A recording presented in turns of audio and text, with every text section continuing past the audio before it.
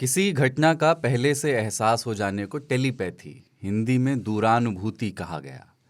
बिना किसी इंस्ट्रूमेंट के अपने विचारों को दूसरे तक पहुंचा देना और दूसरे के विचारों को समझ लेना। क्या ये सचमुच संभव है? इसे लेकर अलग अलग मत हैं, लेकिन इस विचित्र अवस्था का जिक्र हमने विस्तार में पढ़ा था एक उपन्यास में। उसके एक किरदार में सलीम नाम था उसका। ठीक उसी रात पैदा हुआ जिस रात भारत को अंग्रेज़ों से आज़ादी मिली, यानी 15 अगस्त 1947। और बाद में उसे मालूम हुआ कि उसके साथ साथ जितने भी बच्चे उस रात 12 से 1 के बीच पैदा हुए हैं, उनके पास टेलीपैथिक शक्तियां हैं, यानी वे सारे बच्चे माइंड टू माइंड बात कर सकते थे। और फिर होता यह है कि इसी का इस्तेमाल करके सलीम उन बच्चों से संपर्क करने की कोशिश करता है और देश की दिक्कतों को समझने की कोशिश करता है। ये थीम है उस उपन्यास की जिसे मिडनाइट्स चिल्ड्रन कहा गया। और इस तरह के किरदारों को लिखने वाले सलमान रुश्दी, जिनकी बेबाकी बहुतों को रास नहीं आई। Pirate of Arabian. हाँ, तो सलमान रुश्दी की एक तस्वीर आई है उन पर हुआ जो हमला था उसके बाद, जिसमें उनकी एक आंख की रोशनी चली गई है, मगर दूसरी से वो बहुत दूर तक देख रहे हैं। दूरानुभूति के लिए आंखों की ज़रूरत नहीं होती। शुरू कर रहे हैं 3 ताल का 112वां एपिसोड ताऊ बाबा और सरदार की ओर से। जय हो जय हो जय हो जय हो। एकदम पायरेट्स ऑफ अरेबियन लग रहे हैं वो। एक ठेव में करिया लेंस है, चश्मा में कहती जिधर वो अटैक करने मारा था उनको, और दूसरी तरफ पढ़ने वाला लेंस है। तो अर्ध पुरुषेश्वर वाली अवस्था में वो है, अर्धनारीश्वर वाले में तो नहीं है। काफ़ी जो इसको कहते हैं ना, काफ़ी बैड एस दिख रहे हैं वो, मतलब। तो अब उनको देख के लगता है, तभी हो तो आदमी बैड एस ही दिखता है वैसे। तो अब उनको देख के लगता है कि मैं डकैत भी हूँ, मैं बकैत भी हूँ। दोनों चीज़ें परिलक्षित हो रही। सैटेनिक वर्सेस तो बैन है वैसे यहाँ पर। आप लोगों ने पढ़ी क्या वैसे? मैंने पढ़ी है। कैसी? बहुत अच्छी किताब। हम नहीं पढ़े। अच्छा, अंश पढ़े हैं उसके, फिर लगा कि हाँ पढ़ ली जाए। तो एक तो मतलब ये तस्वीर बड़ी इस हफ्ते चर्चा में रही। कैसे हम लोग देखो जहाँ जहाँ जाते रहे ना, वहाँ जिन लोगों के साथ बचपन में उठे बैठे, वो सब सैटेनिक वर्सेस का और एडवांस वर्जन जो है हमारे लिए कोई शॉकिंग चीज़ नहीं, हमारे लिए कोई शॉकिंग नहीं है ना। तो ये कोई जर्मन है, कोई आयरिश है, कोई ब्रिटिश है, तो कोई ओ माय गॉड OMG हमारा नहीं है। हमारे यहाँ पैदे के साथ होते बताया जाता है कि ना। लेकिन ऐसे अब ये बताइए, जैसे बताओ, आप बताइए अगर ज़्यादा, कि सलमान रुश्दी की बतौर उपन्यासकार सबसे रिमार्केबल बात क्या लगती है आपको? कि एक चीज़ जो देखो, क्राफ्ट जो है ना, बाकी किताबें तो सभी लिखते हैं, पर किताब लिखने का जो क्राफ्ट होता है, जो अभी मतलब उनको मैजिक रियलिज्म बोलते हैं, है ना, जादुई यथार्थवाद। हाँ, उसको उसके मतलब एक बड़े लेखक हैं वो, पर उससे मेरा मतलब नहीं। मेरा मतलब सिर्फ इसलिए मैं उस समय उसको पढ़ा जब मेरी अंग्रेजी साहित्य में रुचि बढ़ी, तो पढ़ के लगा यार आदमी ऐसे भी लिख सकता है। तो मैं काफ़ी उपन्यास मैंने एक दौर में इसलिए नहीं पढ़ा कि वो बहुत अच्छे उपन्यास शिल्प के लिए, कि मैं ना देख देख के सेंटेंसेस जो है वो वंडर करता था कि यार ऐसे भी लिखा जा सकता है। तो उस दौर की किताब है, उसको मैंने उस तरह से नहीं पढ़ा था। एक ऑब्वियसली कंट्रोवर्सी थी और किसी ने उपलब्ध करा दी, मतलब किसी ने अपनी कॉपी मुझे पढ़ने को दी। तो वो भी एक होता है ना, अगर कोई चीज़ प्रोस्क्राइब्ड हो, बैंड हो, तो आपको लगता है कि मैं इसको पढ़ लूँ किसी तरह से। तो उस लिहाज से मैंने पढ़ा। बहुत अच्छे लेखक हैं वो। मैंने मिडनाइट्स चिल्ड्रन भी पढ़ी। अच्छा, इस हफ्ते जो तस्वीरें चर्चा में रहीं उसमें से एक तो ये रही, और एक तुर्की से आ रही, अब तुर्की बोलना पड़ता है, उसका नाम बदल गया। तो वहाँ से जो तस्वीरें आई वो भी चर्चा में। तो एक उसकी तस्वीर आपने देखी जिसमें एक शव है, वो व्यक्ति मर चुका है, मलबे में दबा हुआ है, और उसका हाथ बाहर निकला हुआ है, और उसके बगल में एक पेट डॉग बैठा हुआ है। तो वो बड़ी ही हृदय विदारक सी तस्वीर है। बहुत मर्माहत करने वाली है। उसके अलावा एक जगह एक पूरी छत एक पलंग पे गिरी हुई है, मलबा है, और उस पलंग के गद्दे पे एक बच्चे का हाथ बाहर निकला हुआ है। और उस हाथ को कल तक 2 दिन से एक बाप पकड़ के बैठा हुआ था। वो हाथ ठंडा था, उसमें कोई स्पंदन नहीं था, कोई मूवमेंट नहीं था, लेकिन कि शायद कुछ मिरेकल हो जाए, ये मलबा उठे और बच्चा बाहर निकाला जाए। एक और तस्वीर है जिसमें कि एक 13 साल की बहन अपने छत के नीचे दबी हुई है और दोनों जीवित हैं। उसके बहन की ओट में उसका भाई है छोटा, और उसने हाथ भाई के ऊपर लगा रखा है कि कुछ गिरे तो इसके ऊपर ना गिरे। तो वो अनवरत उसी मुद्रा में है। तो ये कुछ तस्वीरें हैं जो कि मानवीय, केवल उसको कहना छोटा शब्द है, क्योंकि वो जो कुकुर बैठा है वो तो मानव नहीं है, तो महामानव है दरअसल। लेकिन संवेदना का और प्रकृति में, हम लोग पिछली बार बात कर रहे थे कि प्रेम क्या है। मुझे लगता है कि ये प्रेम है।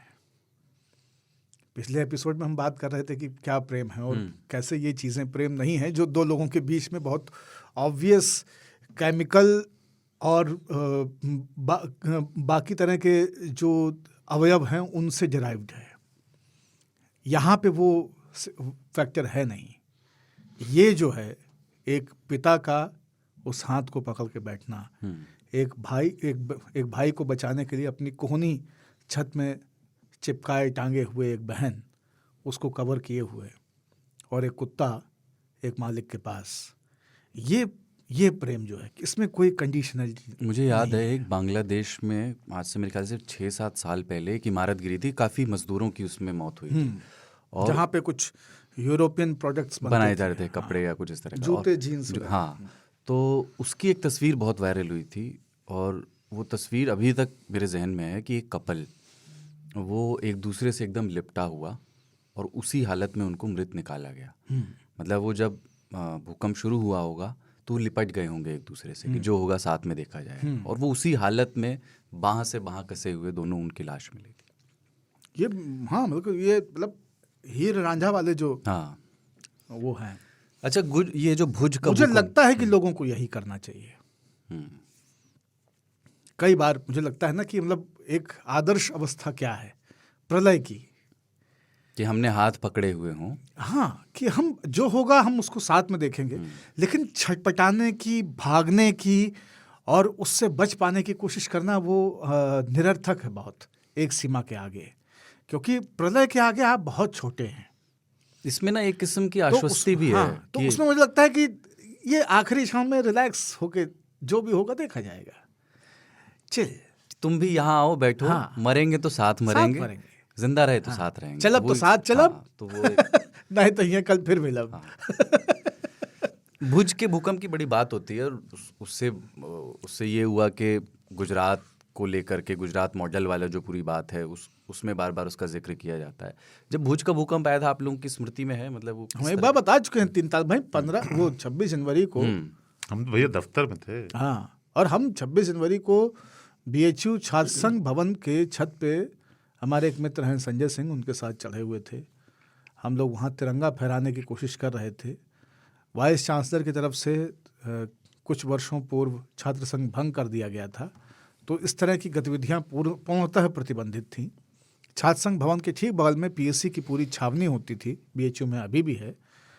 4-5 ट्रक PSC वाले हमेशा वहाँ मुस्तैद रहते थे कि जब कभी भी आवश्यकता पहुँचाए तो घास काटने के लिए, जैसे एक तरफ से लाइन से खड़े होकर के वो लोग तलवारें चला रहे होते हैं, PSC तो खैर, वैसे PSC लाठी चलाने के लिए दक्ष होती है, और छात्रों पर लाठी चलाने में उसको अति आनंद आता है, क्योंकि जिस एज के छात्र होते हैं लगभग उसी एज के या उससे थोड़े से छोटे बड़े टाइप के उनके घर के बच्चे भी होते हैं जिनसे वो कल से हुए होते हैं, तो वो बच्चों पे बहुत बेफिक्री से हाथ साफ करते हैं।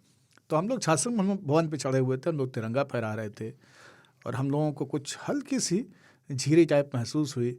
लगा कि शायद बीती रातों का ऑलिव ऑयल है, या ये अति उत्साह की का एक स्पंदन है, एक कपकपाहट आपको महसूस हो रही, कोई एंग्जाइटी रही होगी, ऐसा महसूस हुआ। खैर वहाँ से हम लोग उतर के फिर सीधे सरपट भागे BHU से बाहर, और अपनी सफलता का चाय वाय पिया गया, टोस्ट मक्खन वगैरह खाया गया, और 1-2 घंटा में खबर मिल गई कि नहीं, आप अपने शरीर पे शारीरिक और मानसिक अवस्थाओं पे कतई संदेह ना करें। ये दरअसल भुज का भूकंप था जो आपने आज महसूस किया, सन 2001। मैं अभी चाय पीने गया था 26 नीचे जनवरी। नंदू के यहाँ, हमारे दफ्तर के सामने ही, तो वो मुझसे पहली चीज़ आज भूकंप के बारे में बात की है। तो बोले कि एक बात आप सोचिए कि आदमी पूरी ज़िंदगी की कमाई लगा के EMI दे करके घर बनाता है और एक झटके में कितने घर बर्बाद हो जाते हैं भूकंप में। तो ये बनाना ही व्यर्थ है क्या? क्यों आदमी घर बनाने के बारे में सोचता है? गिरेगा क्या फिर? भूकंप के मजे तो यही होते हैं। नहीं, और यही है, मतलब नष्ट धरती को तो इसी में मजा आता सृजन है। को भी होना ही है। जैसे कि शरीर को नष्ट होना है तो फिर जीने का क्या मतलब है, क्योंकि खत्म तो होना अवश्यंभावी है। तो जीने का क्या मतलब है? मेरे पास जो दृश्य है वो और भी खतरनाक है। जो वो कह रहा है उसको मैं फिलहाल आजकल उसी से गुजर रहा हूँ। भूकंप तुर्की में आया है, और जब तुर्की में भूकंप आया है उसी दिन लगभग या उसके अगले दिन हमारा जो आवास है, हमारा जो घर है रायबरेली में, वो टूटना शुरू हुआ है।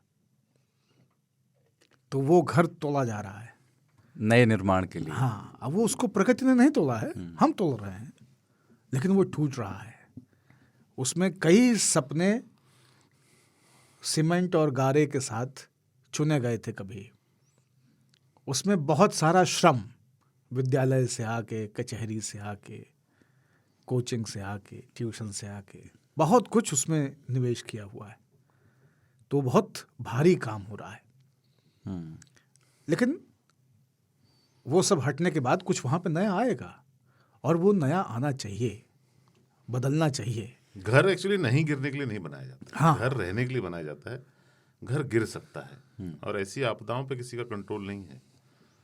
जीवन भूकंप तो जीने के बहुत लिए सारी है, चीजों को गिरा मरना देती तो है। तय है। जो इमारतों में ना, जीवन है जीने के लिए। इमारतों के साथ जो एक आप जो बात कह रहे थे, उसमें एक चीज़ और है, स्पर्श। जैसे मुझे अपनी दादी का याद है कि वो जैसे आंगन में कोई काम कर रही हैं, गाय भैंस से जुड़ा हुआ या कुछ, जिसमें उनके हाथ थोड़े से गंदे हो गए हैं, या कोई भी ऐसा सानी कर रही हैं, तो उसके बाद जब वो घर में घुसती थी तो घर में एक खंबा, जो जिस खंबे पे वो आंगन टिका हुआ था, कई खंबे थे, पर उसमें से एक खंबा था जो एकदम दरवाजे के बगल राइट वाला था, उसमें वो हाथ पोंछते हुए आगे बढ़ती थी। जब वो घर गिरा, नया बना उसके बाद, पर जब वो घर गिरा तो मुझे वो खंबा सबसे ज़्यादा याद आया कि अब दादी जब घर में घुसेंगी तो उनके पास वो खंबा नहीं है याद कर हाथ पोंछने के लिए। खैर, तो आज अपन किन किन विषयों पे बात करेंगे मैं बताता हूँ। एक तो आज सबसे पहले हमें बीमारी और बीमारों की बात करनी है, क्योंकि 11 फरवरी को वर्ल्ड डे ऑफ द सिक होता है, विश्व बीमार दिवस।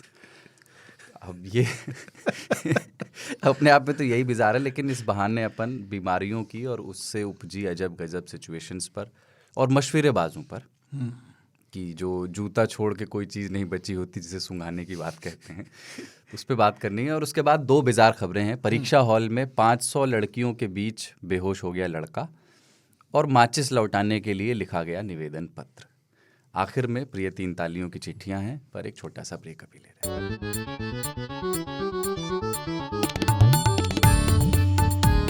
आज तक रेडियो पर आप 3 ताल सुन रहे हैं ताऊ बाबा और सरदार के साथ। और बाबा, 11 फरवरी को जब ये एपिसोड रिलीज़ होगा शनिवार को, उस दिन वर्ल्ड डे ऑफ द सिक, विश्व बीमार दिवस होगा।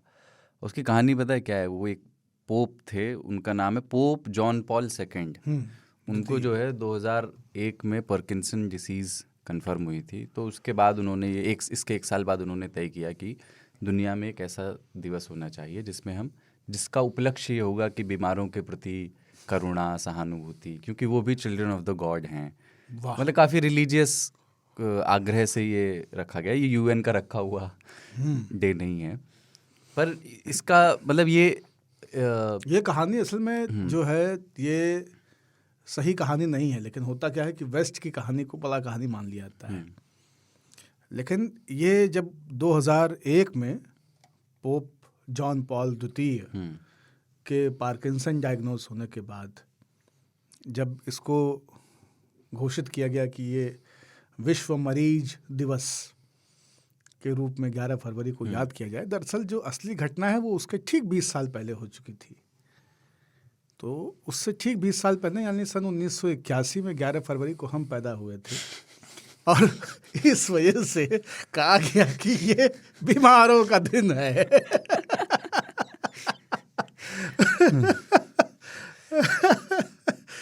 तो विश्व मरीज दिवस जो है वो 81 तय हो गया था।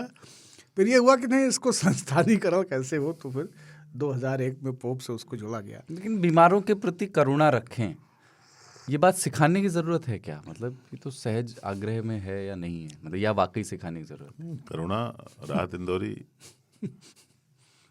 बोलते हैं कि बीमार को मर्ज की दवा देनी चाहिए। पीना चाहता हूँ, पिला देनी चाहिए। लेकिन वैसे किस चीज़ क्या है बीमारी? हाँ, बीमारी कुछ चोट लगना बीमारी नहीं होती, दुर्घटना हो जाना बीमारी नहीं होती। बीमारी आपके शरीर के अंदर होती है और उसका एक बड़ा हिस्सा दिमाग में होता है, कुछ शरीर में भी होता है।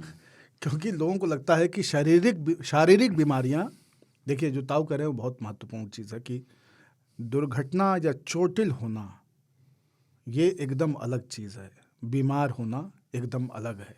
बीमार शनय शनय अर्जित की गई एक अवस्था है ना, या कोई एक सडन फ्लक्चुएशन है, उसकी वजह से आपको वो महसूस हो रहा है। चोट दुर्घटना है, बीमारी दुर्घटना नहीं है। तो बीमारी में क्या है कि हमको लगता है कि हमारे शरीर के हिस्से में, किसी एक हिस्से में कोई एक खराबी आई है, उसको हम बीमारी समझते हैं। लेकिन मेंटल जो कंडीशन है इंसान की, या जो मस्तिष्क की पूरी मेंटल कंडीशन को किनारे रखिए, किसी भी बीमारी में मस्तिष्क की भूमिका बहुत बड़ी है। दिमाग और जो आपकी प्रतिरक्षा प्रणाली है, दोनों उस ऑर्गन से लंबे समय से जूझ रहे होते हैं। दिमाग अपनी परेशानियों को कई बार ऑर्गन्स में ट्रांसमिट करता है और कई बार ऑर्गन्स की प्रॉब्लम को हील करने के लिए एक्स्ट्रा सपोर्ट पुश करता है।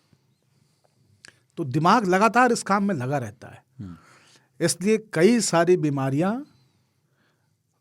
उनका जो कारण है वो शुद्ध रूप से केवल आंगिक कारण नहीं है, वो मानसिक और शारीरिक दोनों तरह से है। बीमारियां हमेशा दोनों वजहों से होती हैं, उसके पीछे मानसिक कारक भी होते हैं। सोचने का पैटर्न, लोगों की प्रवृत्तियां, लोगों का जो घटनाओं, सूचनाओं या जीवन में चल रही जो सतत प्रक्रिया है जीवन जीने की, उसके प्रति रिस्पॉन्ड करने का तरीका, कि आप फियरफुल हैं या आप एग्रेसिव हैं या आप इमोशनल हैं या आप ओवर थिंकर हैं, इन सारी चीज़ों का कोई ना कोई कनेक्ट किसी ना किसी ऑर्गन से है। जैसे फियर का हार्ट से बहुत है और हंगर से है। ओवर थिंकर्स का जो है वो लिवर से है, क्योंकि वो अननेसेसरी कंटिन्यूसली एक पॉइजन, एक नेगेटिव पॉइजन क्रिएट कर रहे होते हैं। बहुत ज़्यादा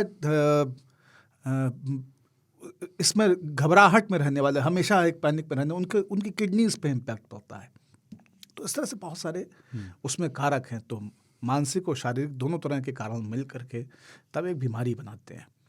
और बीमारी की दोनों तरह की नवायतें हैं। कुछ ये है कि कुछ बड़ी मौसमी और छोटी बीमारियां हैं।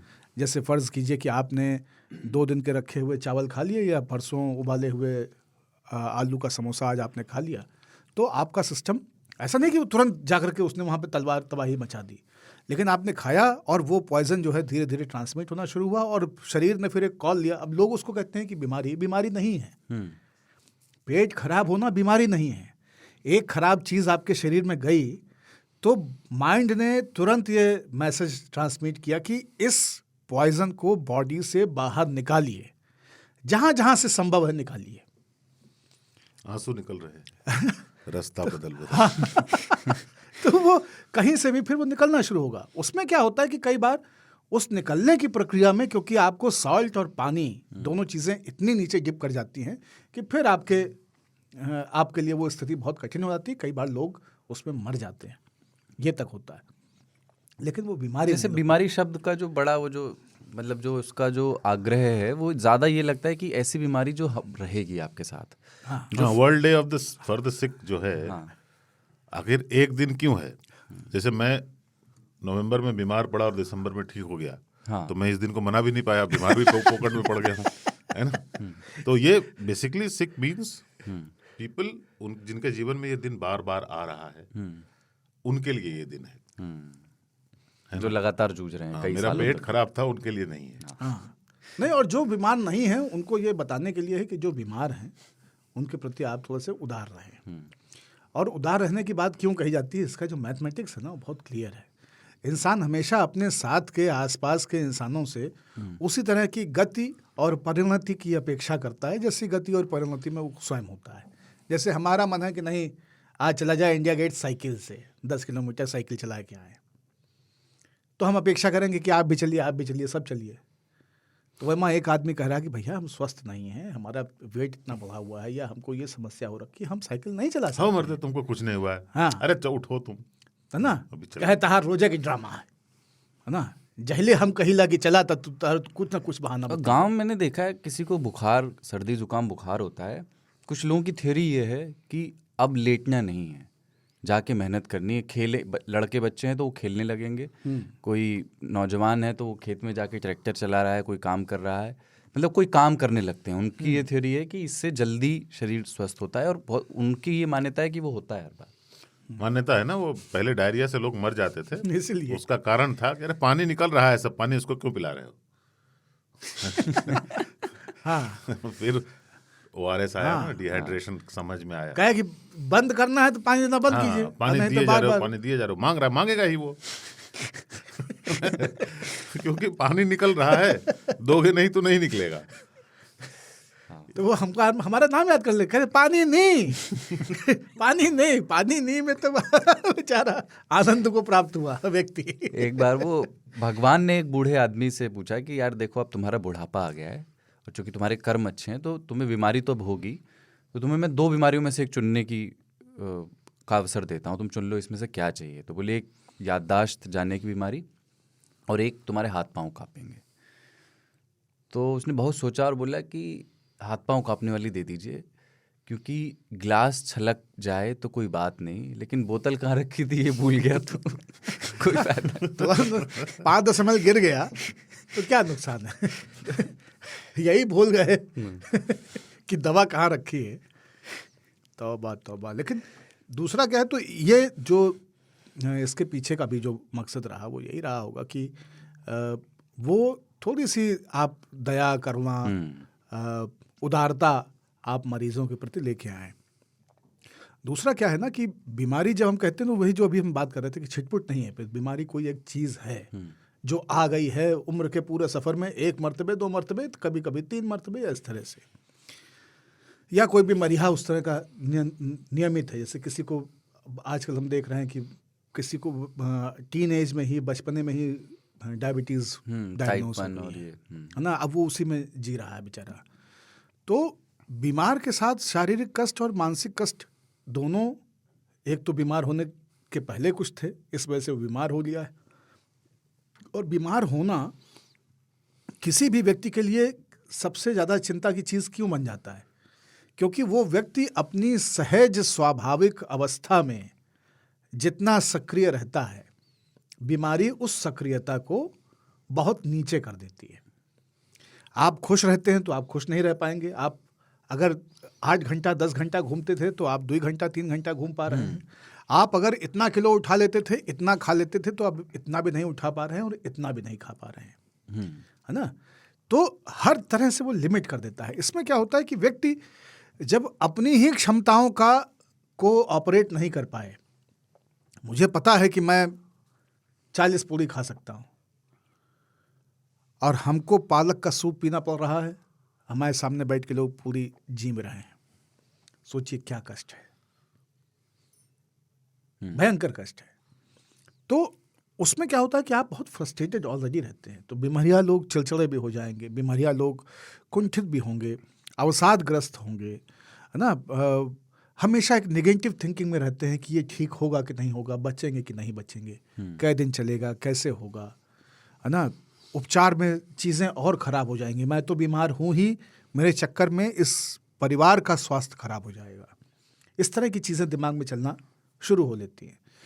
तो उसमें क्या होता है कि ऑलरेडी एक इंसान बहुत पैनिक में है, आप अगर उसके प्रति थोड़े से उदार रहेंगे, थोड़ा सा आप उसके साथ में दया का भाव रखेंगे तो उसको एक टुगेदरनेस फील होता रहेगा, वो एक्सक्लूडेड फील नहीं करेगा, परित्यक्त महसूस नहीं करेगा। वो हमेशा ये सोचेगा कि नहीं, उसकी वक़्त है, लोग उसकी केयर करते हैं, लोग उसके बारे में सोचते हैं, लोग उससे प्यार करते हैं, और ये अनुभूति उसमें जीवन के प्रति आशान्वित रहने की प्रस्फुटन दे सकता है।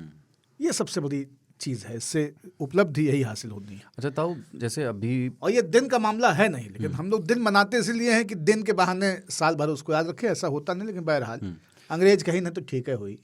जैसे अभी हम बीपी, कोलेस्ट्रॉल, थायराइड, ये बीमारियां सुनते हैं, मोस्ट कॉमन डिसीज जिन पे अब लोग चौंकना भी बंद कर चुके हैं कि ये तो हो ही सकता है किसी को।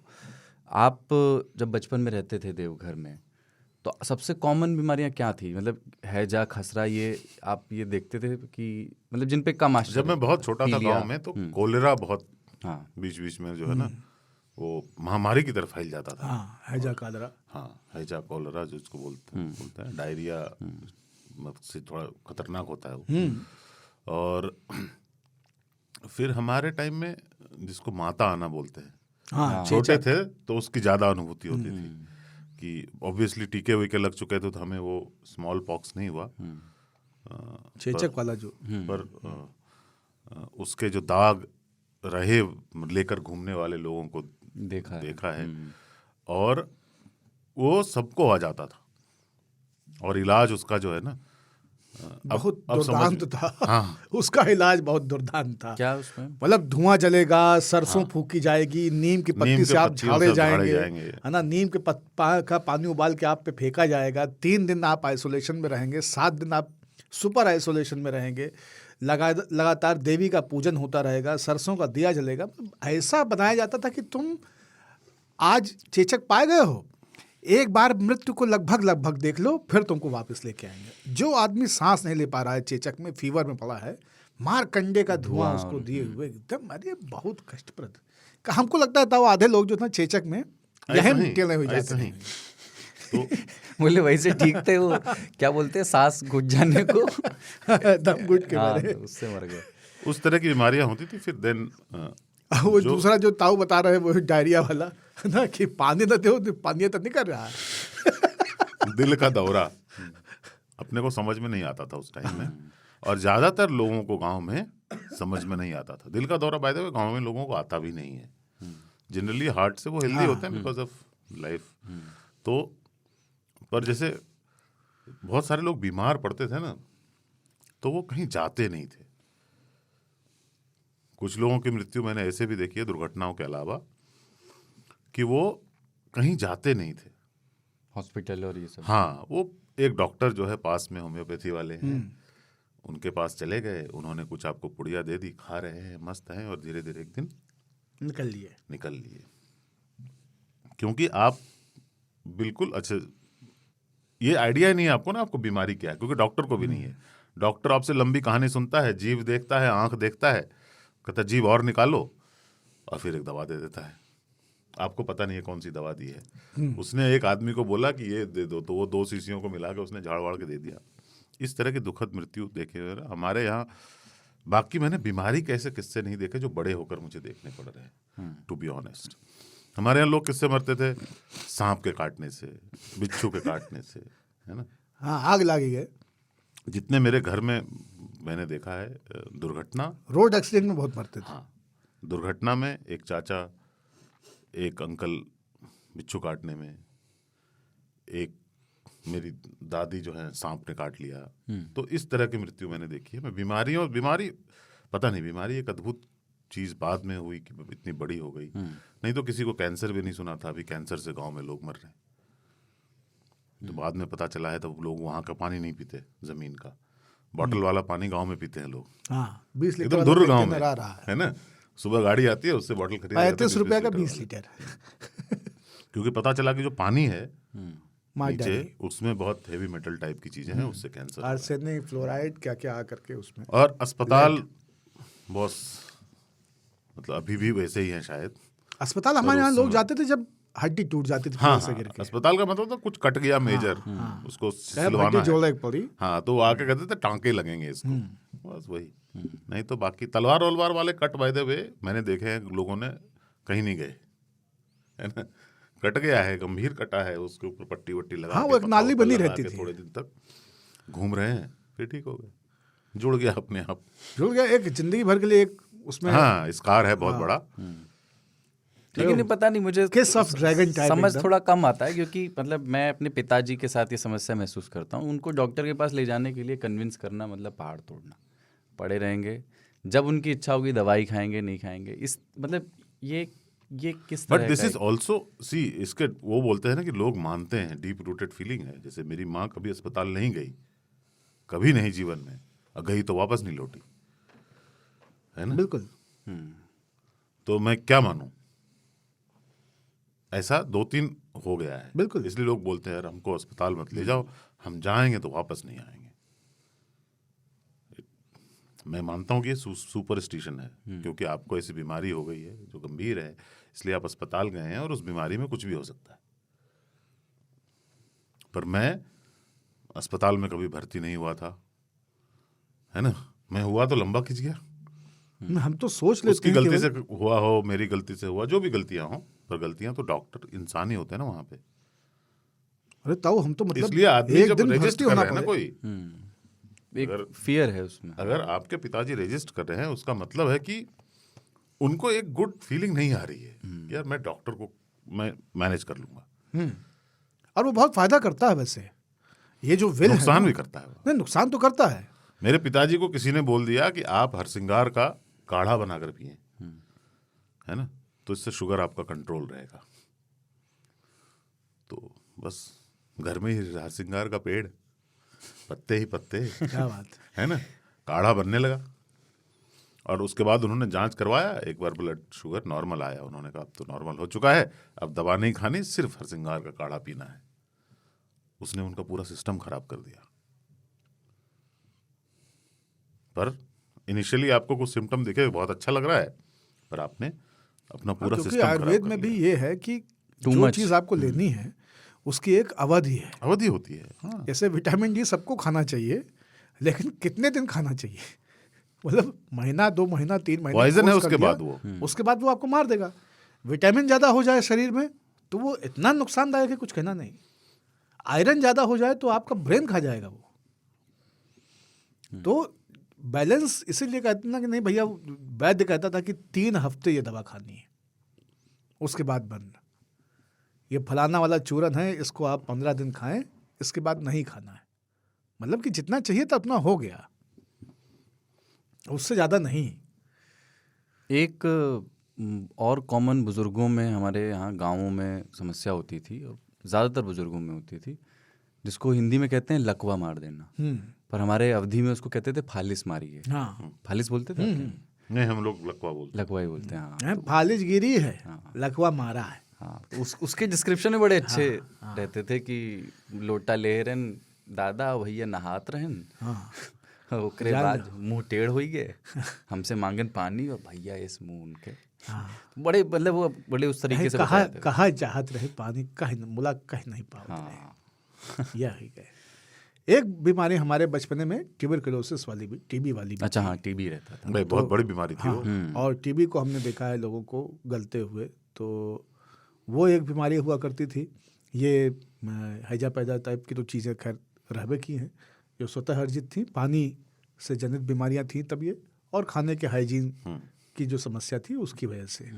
यहाँ तक कि हम लोग ये तक सुनते थे कि फलाने शहर में बारात में 12 लोग मरे, या फूड पॉइजनिंग से 37 लोग जो है बीमार हो गए। एक बार तो बहुत बड़ी तादाद में लोग मर गए थे, तो फ्रंट पेज में जागरण में छपा हुआ था सब।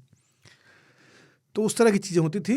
हार्ट, दिल का दौरा जो है वो बहुत रेयर चीज़ थी, होता भी था तो शहर पता नहीं में। लगता था। हाँ, दूसरी सबसे बड़ी चीज़ क्या थी कि अब से 30 साल पहले, 20 साल पहले तक डायग्नोसिस इतना नहीं था। हाँ, एग्जैक्टली वही। तो लोगों को अगर चीज़ें हो भी रही थी तो आप उसका कोई सटीक आंकड़ा बता नहीं सकते कि अब से 40 साल पहले, 50 साल पहले हिंदुस्तान में कितने लोग हार्ट अटैक से मर रहे थे। ये हाँ, इसका कोई सही आंकड़ा सामने आ ही नहीं सकता है। डायबिटीज़ से कितने लोग अंधे हो गए हम लोग के बचपने में, कभी डायग्नोस हुआ ही नहीं कि ये डायबिटीज़ का मामला है, क्योंकि वो ऐसे घरों से थे कि वो कभी डायग्नोस नहीं हो पाया। उनकी आँख कमज़ोर हो जा रही है, आँख कमज़ोर हो जा रही, कहें अरे वो कह रहे हैं कि वो चेक करा लो, कहें अरे कुछ नहीं, तुम चश्मा बनाओ, ज़्यादा ज्ञान न दो, यही वाले फ्रेम लगा दो, 25-25 रुपये 2 कांच, और 2 कांच लगवा के अपना चलते यार, वो मीटर लगातार गिरता जा रहा है। और डायबिटीज का सूचक क्या होता था कि जहां मूत्र विसर्जन करते हैं वहां वहाँ चींटी आ गई, चींटी आई। है ना। पहला मतलब ये सिम्टम है क्या? हाँ, कई बार डॉक्टर भी पूछ लेता था ये। क्या पीला है, फिर पीले से नहीं, चींटी आ रही क्या? क्या मुझे नाली में पता, कहें आपकी दाएं नाली में न की हो तो सब मैदान दूसरी जगह करो, है ना। कहीं ठीक है, लेट्स कहाँ वेट की फॉर ना? The ends. 2-3 दिन से कई रहन चींटी आई नहीं, हमका नहीं दिखाई दी, तो शुगर नहीं फिर आपको, है ना। इस तरह से डायग्नोसिस हो जाता था। अच्छा, दूसरा क्या था कि जो आप कह रहे थे ना कि गांव मोहल्ले में, हम लोग के यहाँ मोहल्ले में यही होता था कि भैया झुरझुरी मारी रही, मुंह पिराए रहा है, कुछ खा नहीं पा रहे हैं, टट्टी नहीं रुकी रही, विद्या के यहाँ चले जाओ, उनसे कह दो झाड़ दें। तो विद्या के यहाँ गए तो विद्या ही अपना नहा रहे, लोटा 2 बाल्टी पानी ले आओ बच्चा, पहले जाके फिर कुछ कही थे। तो उनका पानी वानी भर गया, एक चौके में रखवा दिया, एक से नहा लिए, कहाँ का बताओ का होगा है, कहने ये सब सिम्टम है। कहें अच्छा, अब वो कुछ देर जने पकड़ के कुछ टोटिया रहे हैं, सोच रहे हैं। फिर कहे कि जाओ दवा दे रहे हैं, 2 खुराक खवा दियो, अभी फिर यह करेगा है। कोई एक उपचार बता दिया, पारलौकिक, हद और अनहद दोनों। तो उधर से 2 ठेपुड़िया लेके आ गए, कहीं चुप पे खवा दियो, उनका ठीक हो जाइए। हाँ, ये भी रहता था, गोपनीय तरीके से खाना। बिल्कुल। तो गोपनीय तरीके से खाना है, किसी से चर्चा नहीं करनी है, और ये पता है कि विद्या, अच्छा विद्या सबसे बता देंगे, उनसे कहें कि चुप पे खा लियो, विद्या सबसे बता देंगे कि बचते ही ना, हम जब दवा दे दी ना है। अरे केले में खटमल डाल के खिला देते हैं लोग। तो ऐसे विचित्र उपचार लोगों ने जो बताए हैं कि ये झाड़ फूक वाले होते हैं, मैंने बचपन में मैंने भी करवाई है, एक जो गांव का ही एक बुजुर्ग कोई करता है। बच्चा अगर घर में बीमार है तो उसका पहला डायग्नोसिस नहीं है कि इसका पेट खराब है या इसको बुखार है, उसका पहला डायग्नोसिस है कि नजर लगी है। हाँ, डायग्नोसिस नंबर 1, बच्चा जरा सा भी दाएं बाएं हुआ, नजर लग गए। वो बुरा तुमसे कहा रहा तुम उनकी यहाँ कथम ले जाओ, वो बहुत डाइन है, वह देखी सी है ना, वही नजर आए दी से, लिए नमक हाथ में 4 ठुर्रा और 7 ठेन लाल मिर्चा, ये मोरे बच्चे बारी जाके चूल्हा में झोंक दिया, कहें तनिको झाड़ नहीं बा, झाड़ हो तो नजर नहीं रही, झाड़ नहीं रहा एक का मतलब नजर लगी रही, देखो 2 दिन ठीक हुई, अरे वो वायरल हुआ है 2 दिन में, वैसे ठीक है होना था उसको। हम बाबा ऐसी चीज़ों से गुजरे हैं। एक तो मैं बहुत दुबला था, जैसा हम पहले बात कर चुके हैं, बहुत दुबला था, उसको सुखड़ी या सुखाड़ी करके मान लिया जाता था कि ये एबनॉर्मलिटी है ना, कि इसको ये सूख गया है। ठीक है, उसका कारण यह नहीं देखते थे कि मैं कम खाने वाला और दिन भर दौड़ने वाला बच्चा था, खुले मैदान में यहाँ वहाँ बस भाग रहा हूँ, खेल रहा हूँ, कूद रहा हूँ। तो उन्होंने क्या किया, सबने बताया कि इसको जो है कुछ पंगा हो गया है, इसका तो कुछ करवाना चाहिए। एक बाहर से विशेषज्ञ आए जिन्होंने मेरी पीठ पर किसी तरह का लेप लगाया।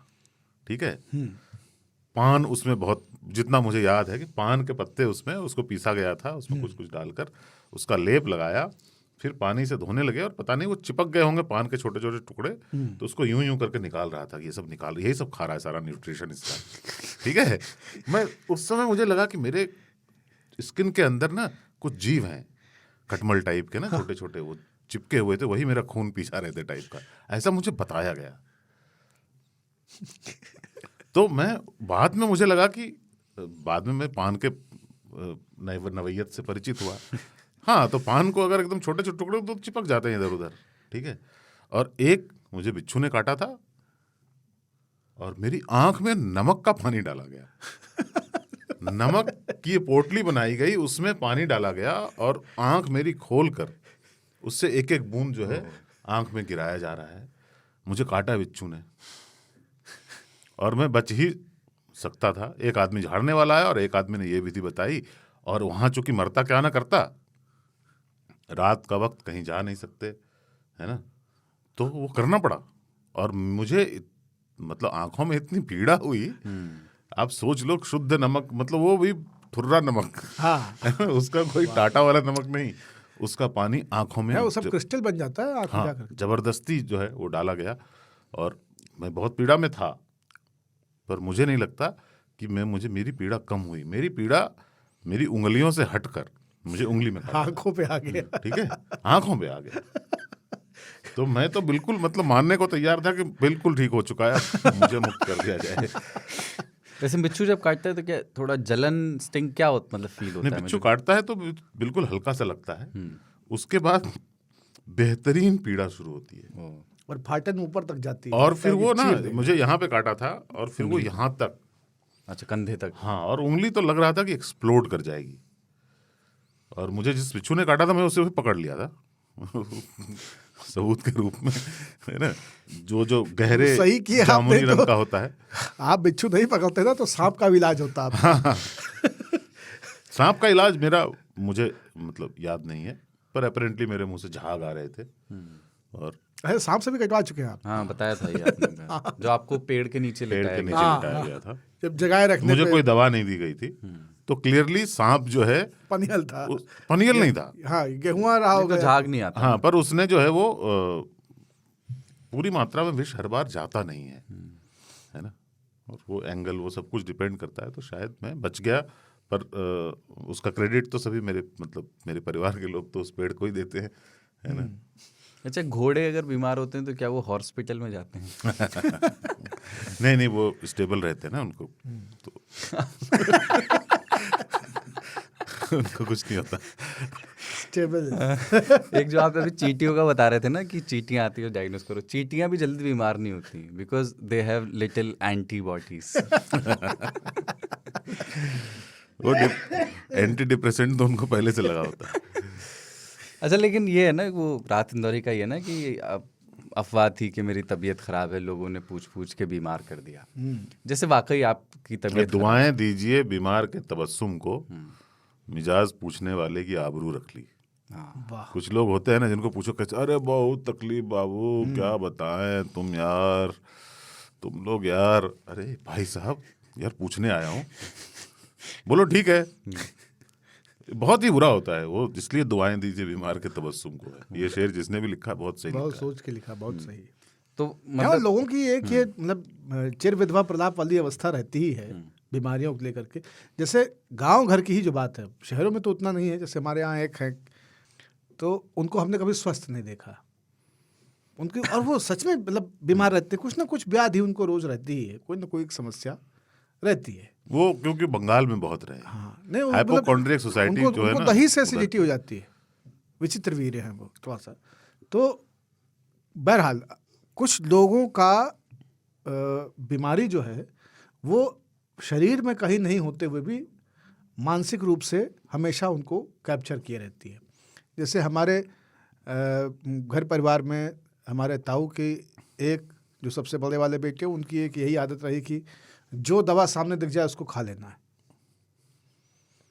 जो दवा सामने दिख गई तो जैसे 3-4 टैबलेट बुखार सर दर्द ये सब है, और उनको थोड़ा सा भी सुरसुराहट तो सब उठा के उनको खा लेना है कि कौनों तना से तो ठीक हो जाएगी, कोई वाली तो काम करेगी। जो बहुत ही बेवकूफ़ी पूर्ण काम है, लेकिन हम लोग देखते हैं, हम कहीं ठीक है, हद से हुए हैं, सब ठूसना चाहते हैं, ये दवा तक नहीं छोड़ते हैं। उनके आसपास प्लेसिबो टाइप की ना 2-4 चीजें हाथ प्लेस रखा कीजिए। है ना। दूसरा क्या होता है कि काकियाँ होती हैं गांव में, अपनी प्रौढ़ावस्था और वृद्धावस्था के बीच में दोलन कर रही काकियाँ होती हैं, जिनकी सुबह सरदर्द से शुरू होती है। भैया मूड पे। हाँ, काकी जयराम जी की, अरे का जयराम बच्चा का बताई, क्या होगा, अरे अब पूछो ना, कपारे पकड़ा हुआ है सुबह से।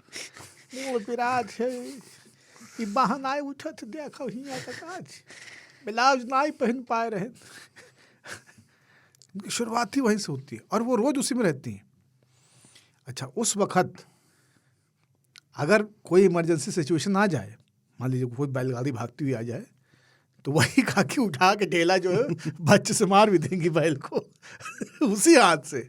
लेकिन तो वो चिर प्रलाप वाला एक ये होता है।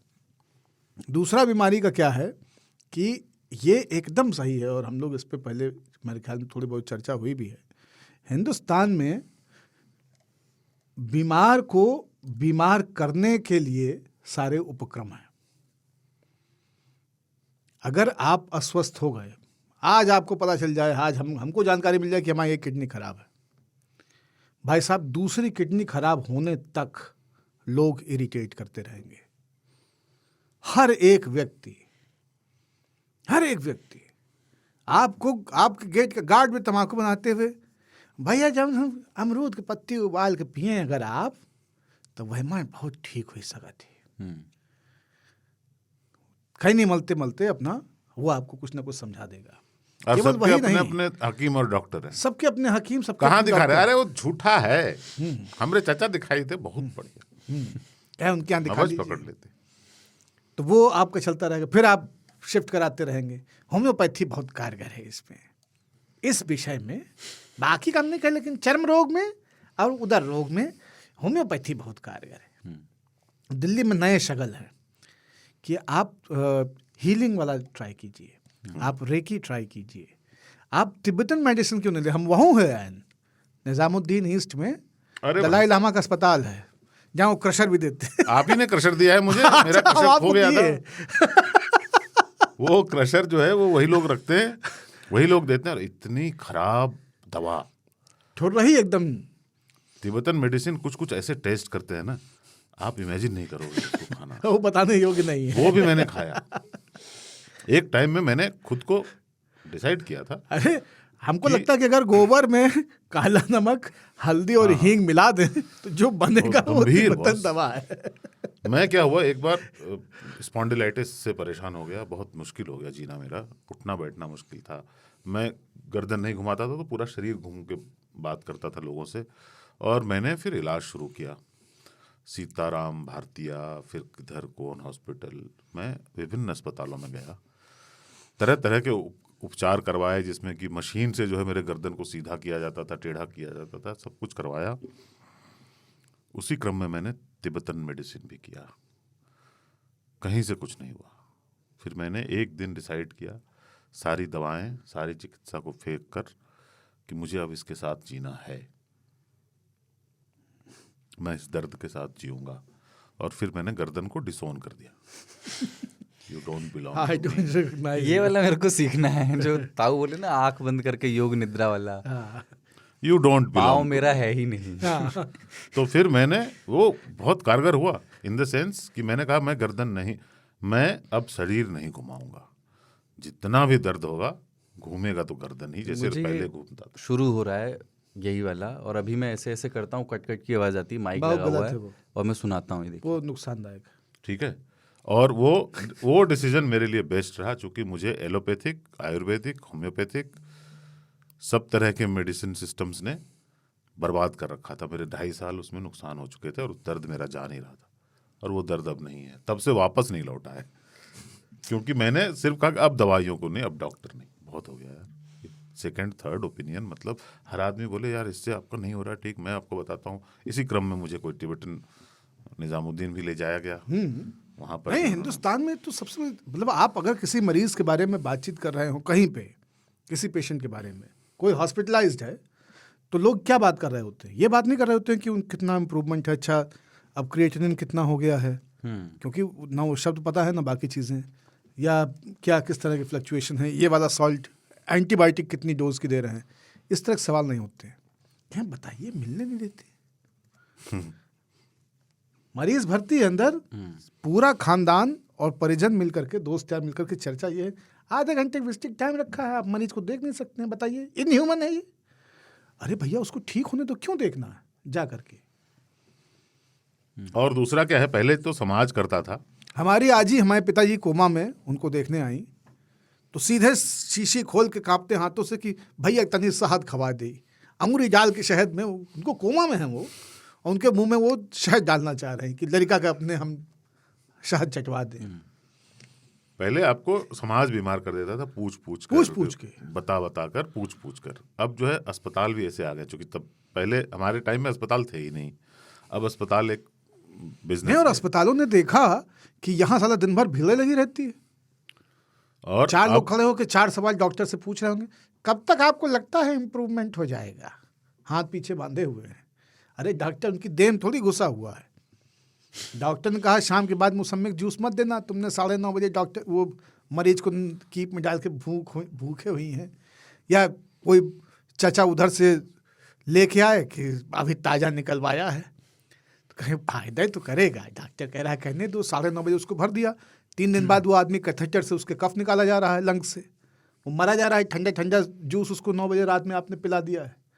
तो लोग तो खुद उपचार करने अरे तो लगते हैं। शराबी दोस्तों ने तो उसमें उसमें वोडका डाल दिया। खैर, उसमें मैं ये कह रहा था कि आप अगर एकदम स्वस्थ होकर आप अस्पताल चले जाएं और उन्हें कहें कि मेरे पैर में झुनझुनी सी हो रही है थोड़ी, अगले दिन आपकी न्यूरो सर्जरी होगी, हाँ, गारंटीड। वो 15-20 हज़ार रुपये के टेस्ट करेंगे और फिर आपसे 2-4 फॉर्म भरवाएंगे और कहेंगे कि आपकी तो सर्जरी करनी पड़ेगी और इनको ले नहीं जा सकते, इनको मामला बहुत खराब हो सकता है। हाँ, हमारे अपने रिस्क पे ले जाइए। हाँ, एक नया शब्द है, इंश्योरेंस ये वाले का फॉर्म नंबर साइन कर दीजिए। दीजिए और ले जाइए। ठीक है। मैं मतलब यहाँ पे एक अस्पताल है, मैं नाम नहीं लूंगा क्योंकि सभी करते हैं तो वो अकेले नहीं है। उनके यहाँ सिर्फ ये शिकायत लेकर गए थे कि बेसिकली बॉडी में सॉल्ट कम था, ठीक है, तो पैर जो है ना उसमें क्रैम्प्स आ रहे थे। उन्होंने कहा कि इनको तो भर्ती करना पड़ेगा। गए थे दिखाने, उन्होंने कहा इनको तो भर्ती करना पड़ेगा। तो डाउट हुआ, यार ये तो अजीब बात है, मतलब ये चीज़ आधे घंटे में ठीक भी हो जाती है, तो दिखाने आ गए तो तुमने भर्ती करना पड़ेगा। वहाँ से हमने कहा कि नहीं। उन्होंने कहा तब आपने रिस्क पे ले जा रहे हैं, पूरा ये फॉर्म भरिए। उसमें मुझसे साइन करवाया गया कि डॉक्टरों की सलाह के अगेंस्ट जाकर ये मरीज को ले जाना चाहते हैं। और हमने अपने डॉक्टर को पूछा, उन्होंने कहा कि नमक खिला दो, ऐसा करो कैप्सूल खरीद लो कोई भी, उससे सारा सॉल्ट निकाल लेना, उसमें नमक भर देना, उसको बंद कर देना और ऐसे करके 4 खिला दो, नमक की इश्क का ठीक हो गया। तो हमने बोला कि हमें आना पड़ेगा, बोला कि आने की जरूरत ही नहीं है, कल आना आराम से। गए, उन्होंने कहा कुछ नहीं है, बॉडी में सॉल्ट का लेवल कम हो जाता है, सॉल्ट चाहिए, आदमी नमक खा नहीं सकता। हाँ, तो नमक best है कैसे कि खाएगा, तो अच्छी लगेगा। कैप्सूल में डाल दो। ये भी है अब अस्पतालों में, ये चूंकि कंपटीशन बहुत है उनके बीच में कि ये यहाँ से कहीं दूसरी जगह ना चला जाए, तो फॉर्म भरवा लेते हैं। और भरवाने नहीं, वो होटल वाला सिस्टम है कि रूम ऑक्यूपाई करवा लें इससे 4 दिन, अरे कल हम अपने और कुछ नहीं है, ऑक्यूपेंसी है। हाँ, कल हम गए ENT वाले को अपना कान दिखाने के लिए, तो बहुत सारे मरीज वहाँ पे तरह तरह के, अलग अलग देशों के भी। तो कुछ देर बाद मुझे केवल लोग जो है ना किडनियाँ चलती हुई दिख रही थी कि देखिए इधर से किडनियों का झुंड आ रहा है, इधर से किडनियाँ जा रही हैं। कितनों की किडनी उपचार में होंगी, कितनों की किडनी बदली जाएंगी, कितनों से किडनी ली जाएगी, कितनों को बताया जाएगा कि किडनी में नहीं है फिर भी किडनी बचाओ। तो कुछ ना कुछ चले। तो हमको अब, क्योंकि लगातार अभी बिहार से एक मामला आया सामने जिसमें कि वो दोनों किडनी डॉक्टर ने निकाल ली। अरे मेडिकल टूरिज्म जो है ना, इसको लिटरली ले लिया इन्होंने। होटलों की तरह हॉस्पिटैलिटी तो बोलते हैं होटल इंडस्ट्री को, तो ये हॉस्पिटल वालों ने कहा तू हॉस्पिटैलिटी ले लिया तो मैं होटैलिटी ले लेता हूँ। ठीक है। और इन्होंने ये समझा है कि रूम को ऑक्यूपाई रखना है बस। तो विदेशी लोग आते हैं, मैं अब डॉक्टरों को हॉस्पिटल में बोलना चाहिए, भाई मैं मेडिकल टूरिस्ट नहीं हूँ, मेरे को रूम नहीं चाहिए, मैं लोकल हूँ, मेरे को यहीं से दे दो। वो नहीं, वो चाहते क्या है कि ये आजकल अफ्रीका से, अफगानिस्तान से, इराक से, अमेरिका से भी सस्ते में लोग रहते हैं यहाँ पे, तो उनकी फैमिली रहती है और वो एक रूम लेके अपना रहते हैं। आपको ये निपटाने की प्रक्रिया में रहते हैं हमेशा कि कितने दिन तक आपने इनको रख लिया यहाँ पे, and then everything is fair, everything is fair. वो आपका कुछ निकाल सकते हैं, आपको कुछ लगा सकते हैं। तस्लीमा नसरीन पिछले 15 दिन से ट्विटर पे हंगामा किए हुए हैं क्योंकि वो बाथरूम में गिरी थी, उनका हिप रिप्लेसमेंट हो गया है ना। अब वो कहती है कि मैं बिल्कुल ठीक ठाक आई थी, हॉस्पिटल का कहना है कि हमने उनसे पूछ लिया था, हमने उनको बता दिया था, उसके बाद हमने रिप्लेस किया। उनका कहना है कि यार मैं लेटी हुई हूँ, मेरे को बोल रहे हैं इन पे साइन करो, आपका करना ही पड़ेगा, नहीं तो ये हो जाएगा। वो खुद डॉक्टर रही हैं। हिप हिप हुर्रे हो गया। तो अब मैं ये नहीं जानना, इसमें नहीं जाना चाहता कि मैं कौन होता हूँ ये बताने वाला कि सही किया है गलत किया, पर हकीकत ये है कि जो उसका विक्टिम है या जो रोग मरीज है, उसका कहना है मैं बिल्कुल ठीक ठाक गई, अब मैं जीवन भर के लिए लंगड़ी हो गई हूँ, इसके जिम्मेदार ये फलां लोग हैं। She is a world renowned author. वैसे तो कई बीमारों के प्रति सिंपैथी और करुणा की बात जो है, उसमें ताऊ जो कह रहे हैं वो बहुत दीगर चीज़ है कि रिश्तेदारों और डॉक्टरों दोनों को मरीजों के प्रति उदार होने की आवश्यकता है। अस्पताल जिस तरह से खून पी रहे हैं या कुछ अस्पताल जो इंसान को इंसान समझ नहीं रहे हैं, दोनों तरह की स्थिति है। कहीं पे आप आदमी नहीं माने जा रहे हैं, आपको प्रसव जो है अस्पताल के गेट पे हो जा रहा है, आदमी गैलरी में पड़े हुए टट्टियाँ कर रहा है ना, खून की उल्टियाँ हो रही हैं, एक आदमी मर के गया है, उसकी बेडशीट तक नहीं बदल रहे हैं और उसी पे आप दूसरे को लेटा दे रहे हैं ना, एक इंजेक्शन दूसरे को लगा दे रहे हैं। इस तरह की चीज़ें मतलब अभी तक ऐसे मामले सामने आते रहे जिसमें एक ही सिरिंज से गांव में जो है वो 2 लोगों को 3 लोग कह रहा है कि हाँ सबका उपचार कर दिया हमने। तो ये जो स्थिति है बहुत विचित्र है। अभी एक बढ़िया बहुत ही आम लोगों की सरकार एक राज्य में है, वहाँ पे बता रहे हैं कि क्लिनिकों में जो नई खोली गई हैं, लोगों को कह दिया गया है कि अपनी डिस्पो वैन खुद लेके आइए, डिस्पोजेबल जो वैक्सीन वाली सिरिंज है वो खुद लेके आइए, तब लगा पाएंगे क्योंकि उपलब्धता ही नहीं है। तो एक तरफ से ये स्थिति है कि आप इंसान को इंसान मान के राजी नहीं हैं, दूसरी तरफ ये स्थिति है कि आप इंसान का एकदम खून पी लेना चाहते हैं। आपको लगता है कि अच्छा आपकी बीमारी कितनी बड़ी है ये महत्वपूर्ण नहीं है उनके लिए, आपका बैंक बैलेंस कितना बड़ा है ये उनके लिए महत्वपूर्ण है। आपके बैंक बैलेंस आपकी हैसियत के हिसाब से वो आपका इलाज तय करते हैं। You are not a patient, you are a customer. कई बार डॉक्टर, अक्सर आप देखेंगे डॉक्टर पूछ लेते हैं कि आप करते क्या हैं वैसे। हाँ, ये सवाल इतना रेलेवेंट नहीं होता, मतलब आप दवाई नहीं, लिखिए ना लेकिन जो समस्या आपको पता है कि ये सारी इंफॉर्मेशन कलेक्ट की जाती है कि किस तरह के लोग आए हैं, किस तरह की इनके लिए रिकमेंडेशंस आई हैं, ये खुद क्या करते हैं, फैमिली में और कितने लोग हैं, इंश्योरेंस कितने का है, हाँ इंश्योरेंस कितने का है, ये पैनल है या नहीं वो पहले ही पूछते और दूसरा क्या है कि ये कोई पीआर डिपार्टमेंट से आएगा, हॉस्पिटैलिटी एंड पेशेंट केयर वाले लोग हैं। एक आध डॉक्टरों को इसलिए केवल लगाया जाता है, वो सफ़ेद कोट डाल करके बेसिक का टाइप का कोई डॉक्टर होगा, अच्छा अच्छा तो आप कहाँ से हैं, हाँ, क्या ऐसे ऐसे करके, अच्छा अच्छा तो मिसेस भी आपकी कर रही हैं या आप ही नौकरी कर रहे हैं, अच्छा पापा एयरफोर्स में थे, पेंशन पे हैं। तो इस तरह से करके अब आपको लग रहा है कि वो आता है कि नहीं आपको कोई दिक्कत हो तो मुझे बताइए, बहुत मीठा हो करके, लेकिन दरअसल वो आपसे इंफॉर्मेशन डिगिंग चल रही है, माइनिंग चल रही है, तो डेटा माइनिंग है ना। Data mining. मैं अभी एक डॉक्टर से मिलने गया, मेरे मित्र मेरे साथ में थे, उन्होंने कहा ये पत्रकार हैं बड़े, तो डॉक्टर ने कहा देखिए मैं डॉक्टर नहीं हूँ सीधा मैं डॉक्टर नहीं हूँ, डॉक्टर लिखा हुआ है नाम में, पर मैं एक्चुअली मैंने पिताजी से सीखा है, उन्होंने अपने पिताजी से सीखा था, काम मैं सही करता हूँ, ठीक कर दूंगा, लेकिन मैं डॉक्टर नहीं हूँ। क्योंकि उसको इमीडिएटली लगा कि नहीं, अगर मैं पत्रकार नहीं बताया जाता तो थोड़ा बता, तो फिर वो हो सकता हाँ, है वो कभी नहीं कहता कि मैं डॉक्टर नहीं हूँ, बिल्कुल। फिर तो कहता कि 3 पीढ़ी से हम लोग यही करते आ रहे हैं, तुमको क्या लगता है? एक बार एक बुजुर्ग बार जो आए ना, एक डॉक्टर के पास गए, डॉक्टर साहब मेरा जो है ना एक समस्या है। हमारे देश में जो नई जाति सिस्टम होगी ना वो यही होगी एक्चुअली, कि डॉक्टर जज over the years 100 200 years 300 years 1000 years later जो जातियां होंगी वो डॉक्टर होंगी, जज होंगी।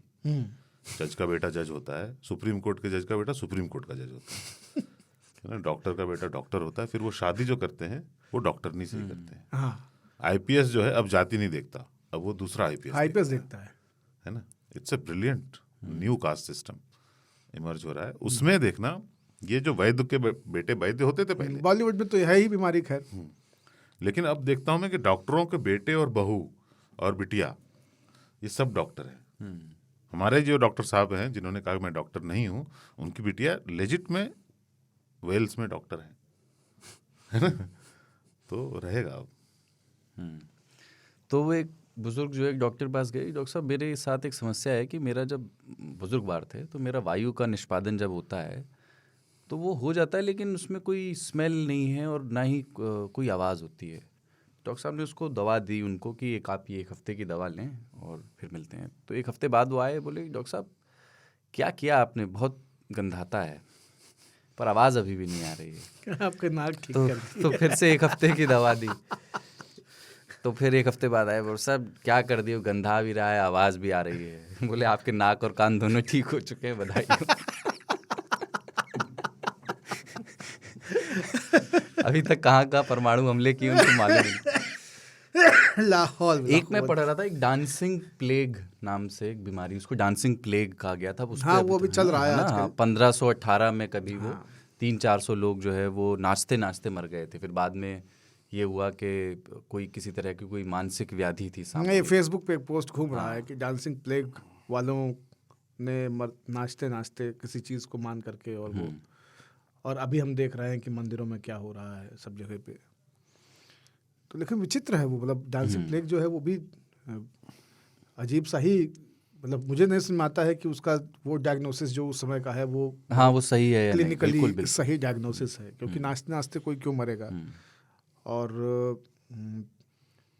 किन परिस्थितियों में वो है, तो बहुत विचित्र है वो। खैर एक आखिरी चीज़ इससे जुड़ी हुई जो मैं चाहता हूँ आप दोनों लोगों से, और जो बहुत सारे लोग शायद जानना चाहेंगे, उनके काम की चीज़ है कि how to stop over thinking.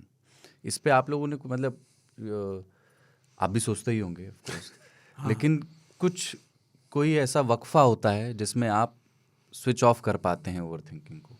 करते हैं तो कैसे? ओवर थिंकिंग, मैं ओवर थिंकिंग बहुत करता था, बहुत। और मैं ये सोचता था कि ये मुझे समझा दिया गया, मैं समझ गया पढ़ लिख कर कि over thinking is a problem, it's not a good thing. ये आपके मेंटल हेल्थ के लिए ठीक नहीं है। और उसका एक तरीका मैंने निकाला, थिंकिंग ही बंद कर दिया। If you don't drink then you will not drink too much, है ना। आदमी को शिकायत क्या रहती है, नहीं लोग कहते हैं नहीं आप पियो 2, 3 मैक्स 4, इसके बाद मत पियो। 2 के बाद आदमी को पता ही नहीं होता कि 6 कब हो गया, 10 कब हो गया। उसका एक ही तरीका है, छोड़ दो, मत पियो। 2 तक मत आओ। Thinking actually does not solve anything at all, it has never solved anything. क्या कर रहे हो? मैं सोच रहा हूँ। क्या सोच रहे हो? खाली है अभी जाम में कुछ सोच रहा हूँ। Thinking is a problem. Sagar तो जरा था, you are not solving anything. If you are solving then you are not thinking. तब आप अपने माइंड से आप कुछ कर रहे हो। Thinking is a problem. पहले लोग थिंक बहुत करते थे, है ना, सॉल्व नहीं करते थे कुछ। आप ये बोलोगे इतने फिलोसफर्स हुए, वो सॉल्व कर रहे थे कुछ।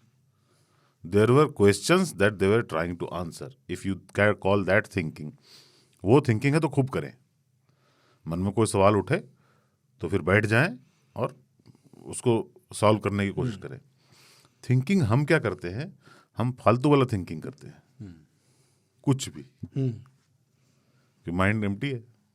जैसे आजकल हर तीसरा आदमी सोच रहा है दिल्ली में आ गया तो, तुर्की में आया है, दिल्ली में आ गया तो, मतलब अब उसमें वो सोच रहा कि बेड कितने लगेंगे, बता भी रहा है है ना, बता भी रहा है कि यार 10 लाख तो मर ही जाएंगे कम से कम दिल्ली में, है ना।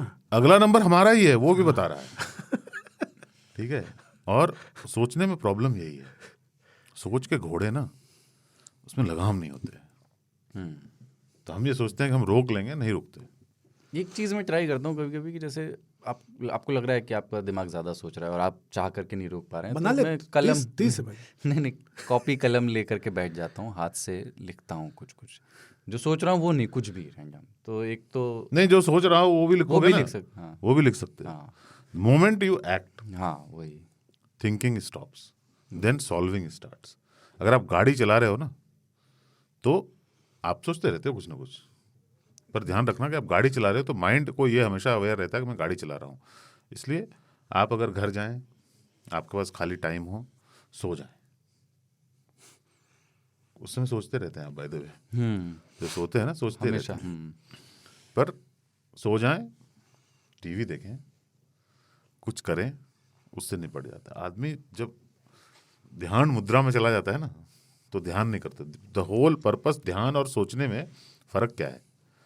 ध्यान is the process of not thinking, कि आपका माइंड कुछ कुछ सोचता रहता है और आप धीरे धीरे धीरे धीरे उसको हटाते रहते हो, नई बात करते रहते हो।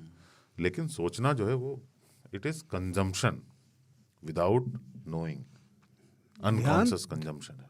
ध्यान की परम अवस्था में फ्रेम स्टिल हो चुका होता है, और ध्यान तक पहुंचने की जो पूरी प्रक्रिया है उसमें कितनी तेज आपका बायोस्कोप चल रहा होता है दिमाग में कि आप कल्पना नहीं कर सकते हो। रील भाग रही होती है, आंख बंद की नहीं मेडिटेशन के लिए, लगता है साला सुपर फास्ट फॉरवर्ड, एकदम 5 की स्पीड 5x फॉरवर्ड चल रहा है ना, धीरे चक्कू मार रहा, घोप रहा है, सब फटाफट एक साथ सब चलता जा रहा है। शवासन के समय हमारी योगा ट्रेनर कहती थी कि सारी बातों को दिमाग से बाहर निकाल दें, उसी वक्त सारी बातें आती सारी हैं। बातें वो इंश्योर करती थी कि आपकी सारी बातें आपको याद आए। प्रोसेस ही वही है। एक चीज इतने इसमें- गंदे ख्यालात आते हैं मतलब उसको बोला नहीं जा सकता। हाँ, तो सोचने की जो ताब है कि ओवर थिंकिंग से कैसे बचें, उसके लिए एक एस्ट्रोलॉजी का और प्रैक्टिकल सॉल्यूशन बहुत मैच करने वाले हैं।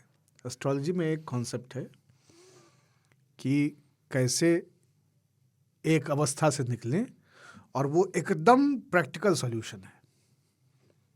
तो मैं कोई एस्ट्रोलॉजी में यकीन करके या उसको प्रमोट करने वाला नहीं हूँ, लेकिन मैं फिर भी आपको बता रहा हूँ कि ये कमाल का मिक्स है। सोचना जो है ना, या ओवर थिंकिंग खास तौर पे, ये राहु का काम है। कहते हैं कि राहु जो है ना बहुत दिमागी है। राहु वो है जो मतलब देवताओं के बीच में जाके अमृत पी लीच रहा है बैठ के। राहु केतु दोनों माल काटी आए थे कि अच्छा इधर ताड़ी चल रही, उधर अंग्रेजी, हम भी जैक डेनियल पियेंगे। तो राहु केतु जाके धीरे से अपना काट लिए थे मजा। तो राहु जो है ओवर थिंकिंग कराता है, एक्सेसिव थिंकिंग कराता है। और बुध जो है वो ज्ञान और आर्ट का है, वो उससे आपको ललित कला और आर्ट इन सब का है, वो आपको राहु से बचाता है। तो इसका सबसे बढ़िया तरीका यह है कि जब आप जिस विषय पे ओवर थिंकिंग कर रहे हों, उस विषय पे किसी एक कागज़ पे आप लिखना शुरू कर दें। लिखना बुध है, बुध राहु को न्यूट्रल कर देता है, उसको निकाल देता है। खास करके कहते हैं कि अगर सूर्यास्त हो चुका है तो उसके बाद राहु से निपटने के लिए बुध सबसे कमज़ोर ग्रह माने जाते हैं एस्ट्रोलॉजी में, सबसे सुकुमार हैं, सबसे सुकोमल हैं। लेकिन उनकी ये क्षमता बड़ी गजब है कि वो राहु को भी बाईपास कर सकते हैं ना। मतलब वो आप समझ लें ऑल्टो है, किसी भी गली से निकल जाऊंगा, या वो वाला टेम्पो बैटरी रिक्शा है जो अमृतसर में भाग रहा था ना। तो बुध उस तरह के हैं। तो बुध की ये जो गुण है, ये एकदम सही बात है। ताऊ जो कह रहे थे, मैं यही कहने वाला था कि जब भी आप ओवर थिंकिंग में जाएं तो आप उसी विषय को लिखना शुरू कर दें, क्योंकि आपके सोचने का ओवर थिंकिंग का पेस बहुत हाई है, लिखने का पेस कभी भी उतना तेज नहीं होगा। इसलिए वो एक्सेलरेशन जो है ना उसको रोकना पड़ेगा। जो आप 140 पे चल रहे हैं ना, वो सीधे 20 किलोमीटर प्रति घंटा की रफ्तार पे आ जाएगा। By the way over thinking में कभी ना पॉजिटिव वाले को क्यों नहीं बोलते? जैसे मैं कहीं पे बैठ के सोच रहा हूँ कि मैं जिस दिन राष्ट्रपति बनूंगा तो मुझे 21 तोपों की सलामी मिलेगी और जो प्रेसिडेंशियल गार्ड है वो चलेंगे, और वो लंबी वाली जो लिमोजिन है BMW की या मर्क की, जिसकी बग्घी जो प्रणब मुखर्जी ने ठीक कराई थी, उसमें मैं बैठूंगा। ऐसे वाले में ओवर थिंकिंग आदमी नहीं करता है। ओवर थिंकिंग क्या किसमें करता है? निगेटिव वाले में। निगेटिव वाले में, कि अगले साल जो है मतलब भूकंप आएगा, ऑफिस में रहूंगा मैं, सब तो बच जाएंगे, नहीं मैं फंस जाऊंगा। ऑफिस नोएडा में है, घर दिल्ली में है, पुल तो यमुना के गिर जाएगा तो घर कैसे जाऊंगा? और उसके बाद ये हो जाता मेरे पैर कट गए, मेरे हाथ कट गए, मेरे माताजी को ये हो गया, मेरे पिताजी को हो गया, होता कुछ भी नहीं है। नेट नहीं, और नेट टावर गिर जाएंगे तो फोन कोई नहीं कर पाएगा। तो मैं जिंदा भी हूँ लेकिन लोगों को पता चलेगा कि मैं जिंदा हूँ। और बेस्ट होता है उसमें, सबसे खराब वाला होता है कि आप अपने शत्रुओं को याद करने लगते हो और शत्रुओं के मन में क्या चल रहा है वो भी सोचने लगते हो। वो भी आप सोच रहे हैं, ठीक है, उसको प्रीएम्प्ट करना चाहते हो। एक सबसे, और फिर आपको लगता है कि यार सबने मुझे हल्के में लिया है, ठीक है, एंड फिर वहां से आप षड्यंत्र बनाते हैं। हाँ, then you live with it. सोचना एक बहुत ही फालतू की एक्टिविटी है। एक मनुष्य को जो सबसे सोचना कॉमन नहीं चाहिए। टॉपिक है ओवर थिंकिंग का, खास करके पुरुषों के बीच तो बहुत ही, महिलाओं के बीच भी है, सबके बीच में, लेकिन पुरुषों से इस पर ज़्यादा बातचीत हुई है। कभी कभी मैंने पूछा है कि भाई तुम ये ख्याल आता है कि नहीं, तो बाद कुछ देर बाद तो नानू को कहते हो हाँ आता तो है। वो एक ख्याल जो हर आदमी सोचता है, अगर मैं मर जाऊं तो उसके बाद क्या, है ना, है ना। तो मतलब ये इनको ये हो गया है, ये आएगा कमरा खोलेगा कि नहीं, मुझे कहाँ ले जाएंगे, इनका क्या होगा, अगर ये मेरी कैसे रिएक्ट अगर करेंगे? मेरी LIC जो है वो क्रेडिट नहीं हो पाई, ये पैसा जिसको दिया है इन्वेस्ट करने के लिए वो भाग गया, है ना, इनको मैंने उधार दे रखा है, ये घर वालों को लौटाएंगे कि नहीं, मेरी गाड़ी का क्या होगा। ये तो फिर भी रेलेवेंट सवाल है। यहाँ तक सोचता है आदमी कि मेरा दूध वाला कैसे रिएक्ट करेगा सुबह। हाँ, जो उसकी नहीं जिंदगी वो में, सब कुछ हाँ। तो मेड के बारे में, सबके बारे में सोचेंगे, और फिर आप उसमें ये सोचना शुरू कर देते हैं कि ये फर्जी है, लेकिन सबसे ज़्यादा यही रोएगा और लोग इसके ऊपर यकीन करेंगे। उस वक्त उनको कौन बताएगा कि नहीं ये फर्जी है, ये जो रो रहा है ये घड़ियाली आसूस ने मेरा ये नुकसान किया है, ये नुकसान किया है, अरे रोवे इधर रोवे तो। लेकिन ये जो ख्याल है ना कि मेरी मृत्यु के बाद क्या, इसमें व्यक्ति सबसे ज़्यादा परेशान है।